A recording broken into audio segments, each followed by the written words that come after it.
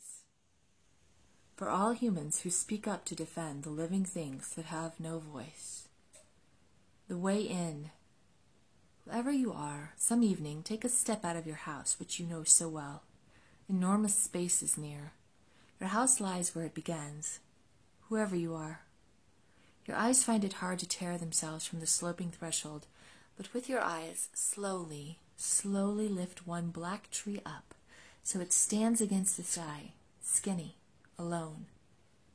With that you have made the world. The world is immense, and like a word that is still growing in the silence, in the same moment that your will grasps it, your eyes, feeling its subtlety, will leave it. Renée Maria Wilke. Teaching the trees, old growth air. For years I have been explaining to the students in my classes that Maryland's eastern shore has no old growth forests left whatsoever.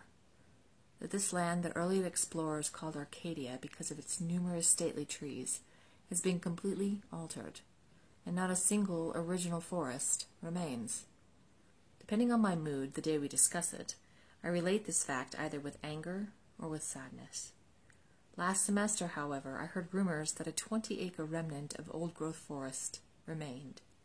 20 acres can barely be called a forest, but still, I was anxious to see this unique scrap.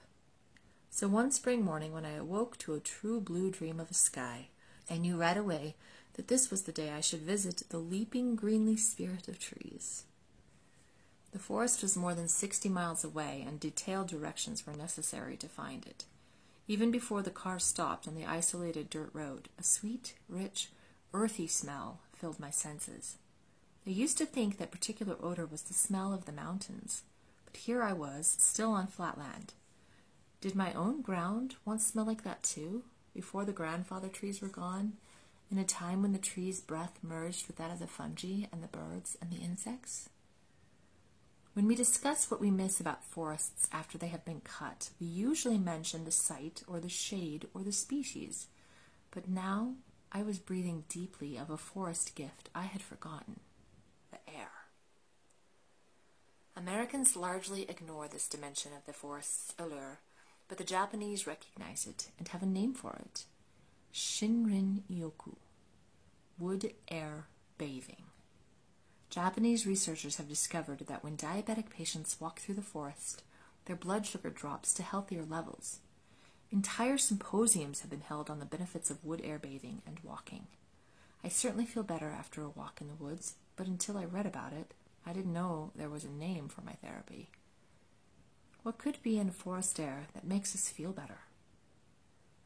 Researchers working in the Sierra Nevada of California found 120 chemical compounds in the mountain forest air, but they could only identify 70 of them.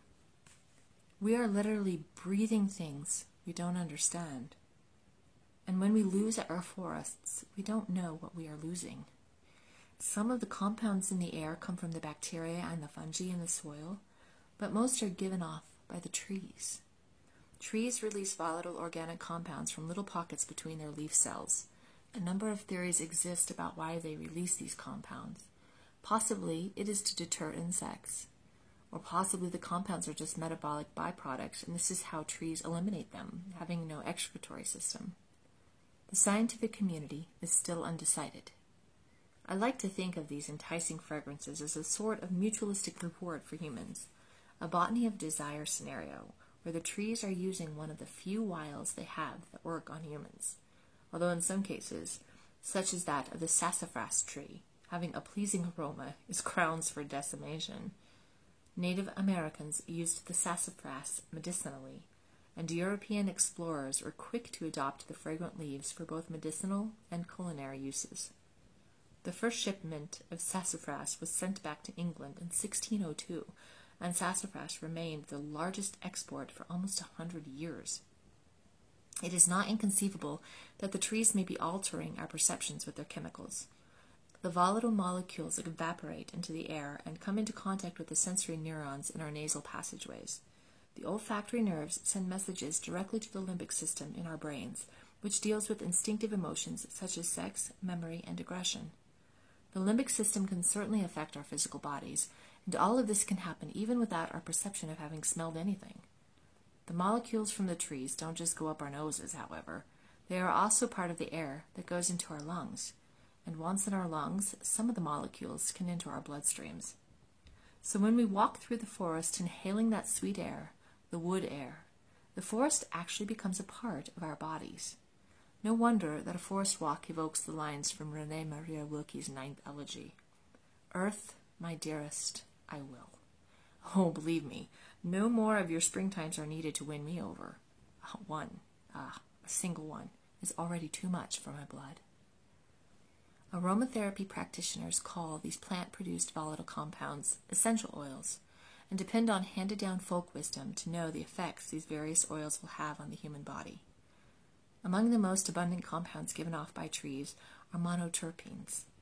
Aromatherapists claim that the monoterpenes in pine are antiviral and antiseptic, good for asthma and respiratory infections. But there is no medical research to back up their claim. There has been a great deal of research, however, on edible monoterpenes, and these have been shown both to prevent and to cure cancer. Many chemotherapy drugs contain monoterpenes, but we can also find them in our own kitchens. Lemon rinds, in particular, have large amounts of them. Could inhaling monoterpenes be a cancer cure as well? Is Shinrin-yoku a valid therapy? And a bigger question, why hasn't the Western medical community been researching the physical effects of inhaling the monoterpenes so abundant in forest air? Might it be because forest air cannot be patented, and consequently no money is to be made from it? We decry the destruction of tropical rainforests, citing the wonder drugs that may eventually be found in them, but we have miracle medicines lurking right beneath our own noses. Perhaps someday, when our physician asks us to take a deep breath, it will be old-growth air that he or she is recommending. I hope we don't have to drive too far out to find it. My discussion has wandered far from the old-growth forest I visited that clear blue day.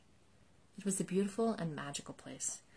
I felt healthy and whole while I was there, and for hours afterward. Perhaps my walk even killed that cancer cell that was trying to establish itself in my breast. Others have said it before, but I'll say it again. Perhaps by trying to save the forests, we are actually trying to save ourselves. We know instinctively that our own health, both physical and spiritual, is a reflection of the health of the earth, for better or for worse. But we barely have words to discuss this connection, perhaps because we don't yet have all the tools needed to measure it. The strands connecting us are largely invisible. In the poem still running through my mind, Rilke says, "Earth, isn't this what you want? To arise in us invisible? Earth, invisible!" Most of us want to believe that something within us outlives our physical bodies. I think Rilke is exploring the idea that the things of this world want to tag along when we change form, and they can do that only if we take them into our hearts and build them into our invisible webs. What if not transformation is your urgent commission, he asks. Many people are sensitive to these invisible connections, and those who are most conscious of the living web suffer the most when it is bombed, paved, or otherwise disrupted. Biologists are often attracted to the study of living things because we feel these connections. Learning the details about the interactions of the myriad living things on the earth only deepens our concern for them. Biologists frequently become champions and protectors for the organisms they study. To know them is to love them. And so biologists, like poets, have a special role to play in helping us stay aware of the connections, and a special obligation to speak out when the web of life is abused and disrupted. Breathe deeply. We are about to take a walk through the trees.